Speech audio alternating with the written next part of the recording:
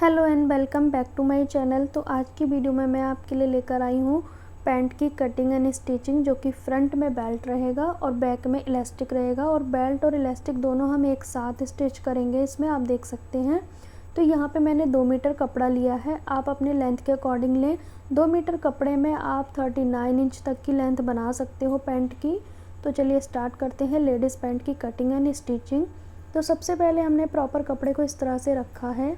कपड़े हमने पहले से ही ना चौड़ाई में फ़ोल्ड करके रखा हुआ है, ये आप देख सकते हैं। मैंने इस पे आयरन किया हुआ है। तो पहले हमने विड्थ वाइज फ़ोल्ड करना है, मतलब चौड़ाई में। तो इस तरह से आपको चौड़ाई में फ़ोल्ड कर लेना है, डबल फ़ोल्ड, ठीक है। अब आपको क्या करना है, पूरे कपड़े को फ़ोल्ड करने के बाद लंबाई में फ़ोल्ड करना है इस तरह से। तो यहाँ पे मैंने लंबाई में फ़ोल्ड किया है। पहले चौड़ाई में पूरे कपड़े को फ़ोल्ड करना है, फिर लंबाई में करना है।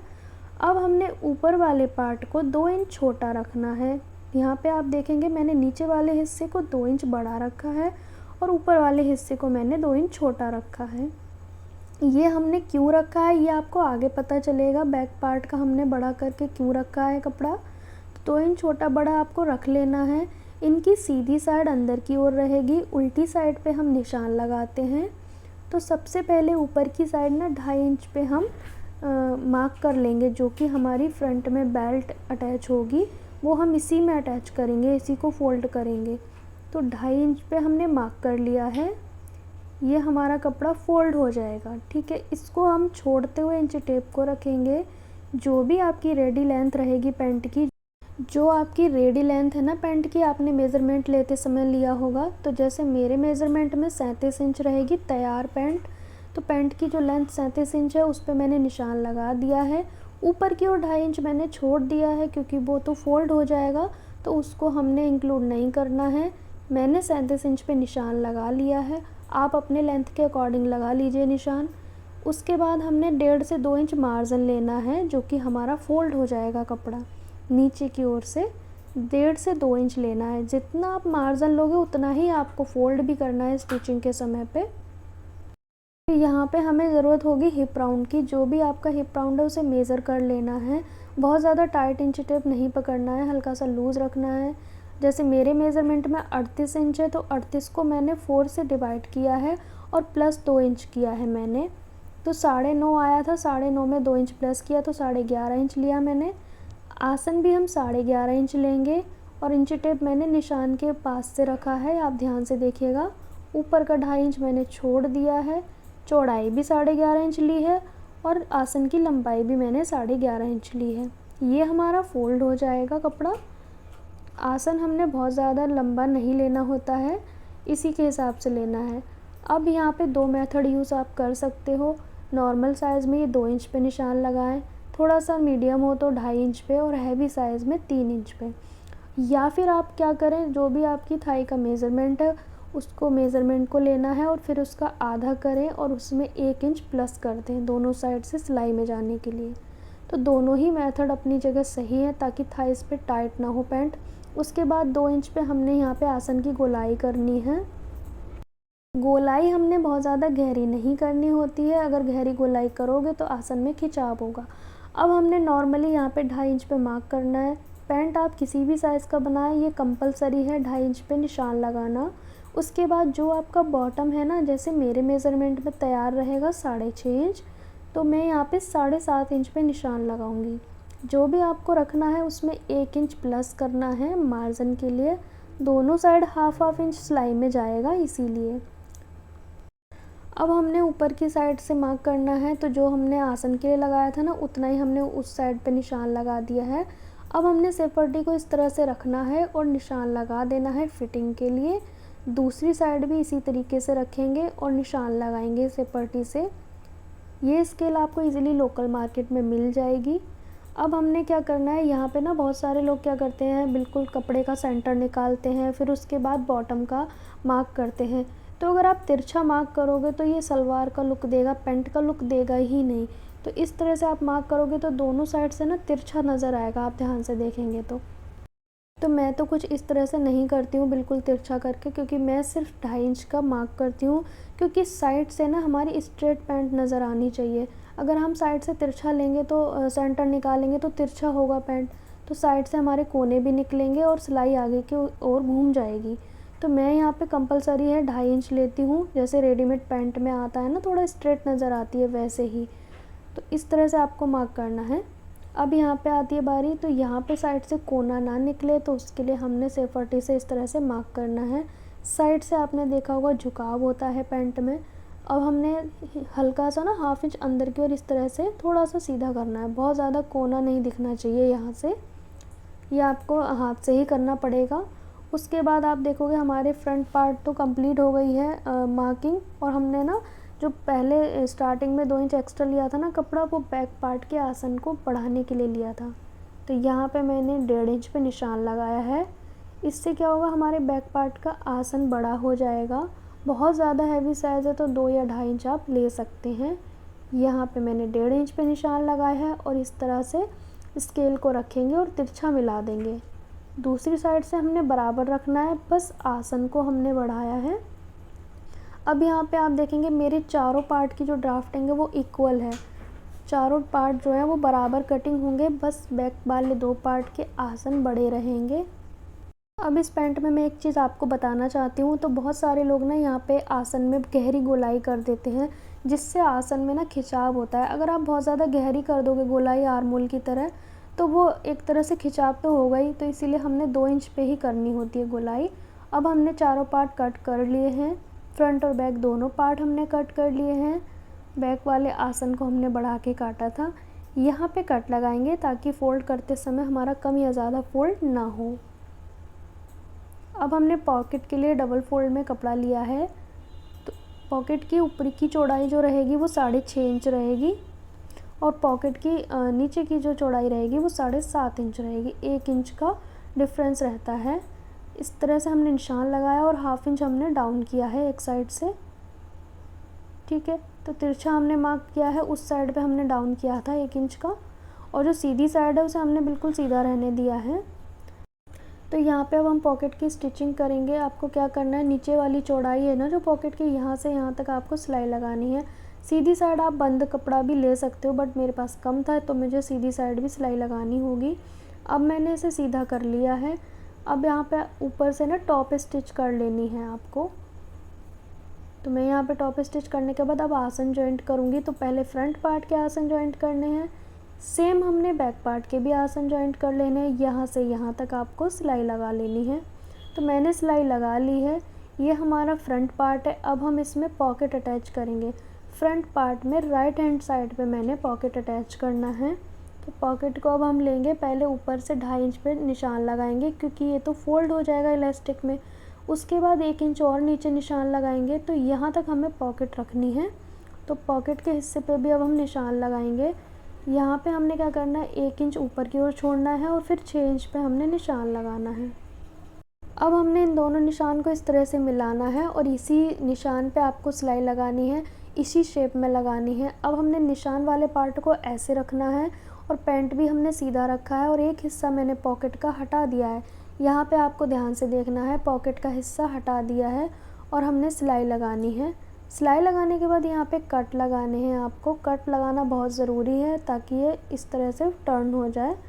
अब हमने इसे टर्न करके भी टॉप स्टिच करनी है। यहाँ से यहाँ तक आपको सिलाई लगा लेनी है। तो मैंने यहाँ पे लगा ली है सिलाई, और आपको पॉकेट की उल्टी साइड से देखेंगे तो इस तरह से नज़र आएगा। यहाँ से जो गैप है वो आपको छोड़ देना है, बाकी आपको यहाँ से यहाँ तक सिलाई लगानी है। तो यहाँ से आपको स्टार्ट करना है और यहाँ तक आपको सिलाई लगानी है। जो मैंने मार्क किया है ना उतना ही आपको सिलाई लगानी है, बाकी बीच का हिस्सा हमारा बंद नहीं होना चाहिए, पॉकेट होता है वो। तो यहाँ इस चीज़ को ध्यान में रख के सिलाई लगाई है मैंने, ताकि जो गैप है वो बंद ना हो पॉकेट का। अब आपको क्या करना है, बैक पार्ट को लेना है और फ्रंट पार्ट को आपस में जॉइंट करना है साइड से। दोनों की सीधी साइड अंदर की ओर रहेगी और दोनों साइडें आपको बंद कर देनी है यहाँ से यहाँ तक। तो यहाँ पे आप ध्यान से देखिएगा, मैंने दोनों कपड़े को इस तरह से पकड़ा है और दोनों की सीधी साइड अंदर की ओर रहेगी और साइड हम अब बंद कर देंगे इस तरह से सिलाई लगा के। गाइस, आप हमारे चैनल पे नए हैं तो चैनल को सब्सक्राइब कर दीजिएगा, साथ ही साथ इंस्टाग्राम को फॉलो करें, लिंक डिस्क्रिप्शन बॉक्स में दी गई है। अब जब आप पॉकेट की साइड बंद करोगे ना, तो ये पॉकेट को इस तरह से अंदर की ओर करना है फिंगर की सहायता से, ताकि ये बंद ना हो जाए। एक ही पार्ट को आपको यूज़ करना है और पॉकेट वाले हिस्से को अंदर की ओर खींचते रहना है ताकि वो गैप है ना वो बंद ना हो जाए। तो इस तरह से आपको साइड की सिलाई लगा के कंप्लीट करना है। अब हमने नीचे की ओर बॉटम फोल्ड करना है।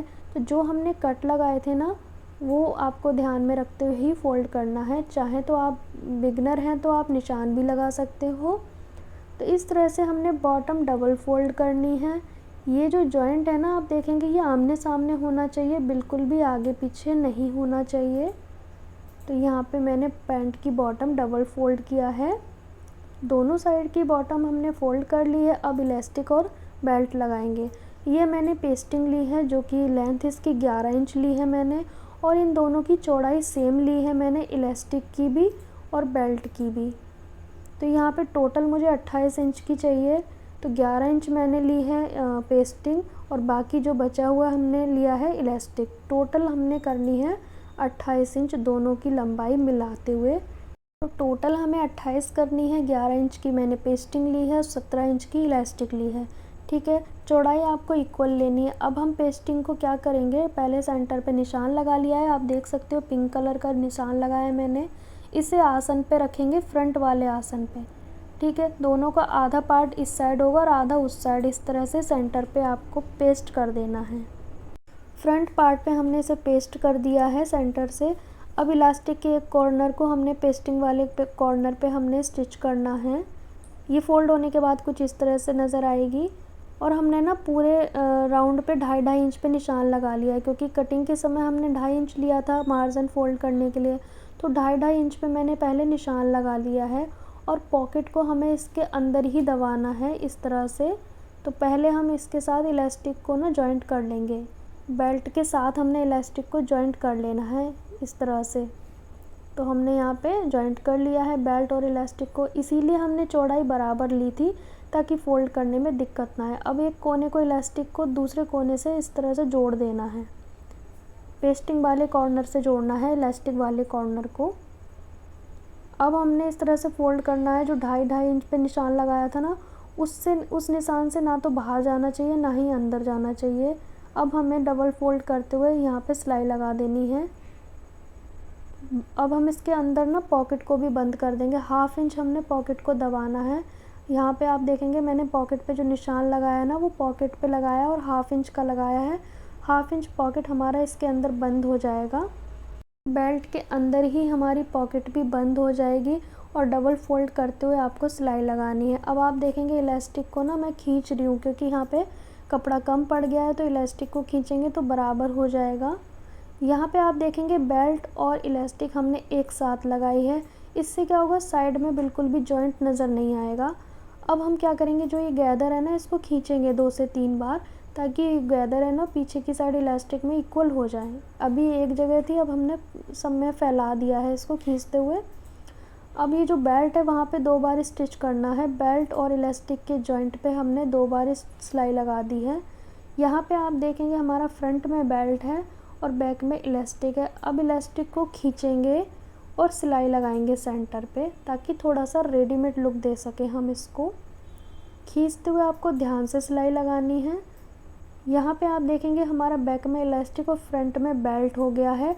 और साइड से जो जॉइंट दिखता था, वो जो चुभता था पहनने के बाद, वो बिल्कुल भी नहीं दिखेगा। फ्रंट में बेल्ट है और बैक में इलास्टिक है।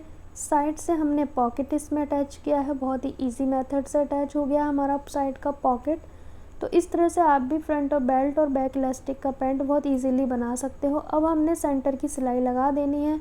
ये आसन का जो कपड़ा है वो किस साइड फोल्ड है उसको उसी साइड फोल्ड करना है ये वाली सिलाई लगाते वक्त, ताकि दोनों साइड अपोजिट नहीं जाना चाहिए। अब हमने ये नीचे की ओर से पकड़े हुए हैं, आप देखेंगे दोनों पार्ट मैंने पकड़े हुए हैं नीचे की ओर से, ताकि छोटे बड़े ना हो जाएं। अब हमने दूसरी साइड से भी सिलाई लगा देनी है और दोनों, एक साइड मैंने मार्क किया था और दोनों पे मैंने छाप लिया था। तो यहाँ पे आप देखेंगे फ्रंट में हमारी बेल्ट कंप्लीट हो गई है, बैक में इलास्टिक, और कितनी अच्छे से इसकी फिनिशिंग नज़र आ रही है यहाँ पे आप देख सकते हो। और मैंने जो कपड़ा लिया था वो इसी में फ़ोल्ड किया है, कोई भी कपड़ा मैंने अलग से जॉइंट नहीं किया है, इसी के अंदर मैंने एडजस्ट किया है। इसी कपड़े को लिया था 2.5 इंच और उसको मैंने इसी में फ़ोल्ड कर दिया। और देखने से आपको लग रहा है कि हमने अलग से बेल्ट और इलास्टिक अटैच किया है, तो इसकी फिनिशिंग आप देख सकते हो। अगर आपको ये वीडियो अच्छा लगता है तो वीडियो को आगे भी लाइक और शेयर कीजिएगा। अब मैं आपको इसको फाइनल लुक भी दिखाने वाली हूँ। साइड से ये पॉकेट आ जाएगा, फ़ोन वगैरह आप इजीली कैरी कर सकते हो इसमें। और जो फाइनल इसका लुक है पैंट का वो इस तरह से नज़र आएगा। पैंट की कटिंग एंड स्टिचिंग कंप्लीट हो गई है। मेरा मेन मकसद इसमें ये था फ्रंट में बेल्ट और बैक में इलास्टिक एक साथ कैसे लगाते हैं। तो वीडियो अच्छा लगा तो वीडियो को लाइक शेयर कीजिएगा। वीडियो को एंड तक देखने के लिए thank you. Thanks for watching my video and keep supporting.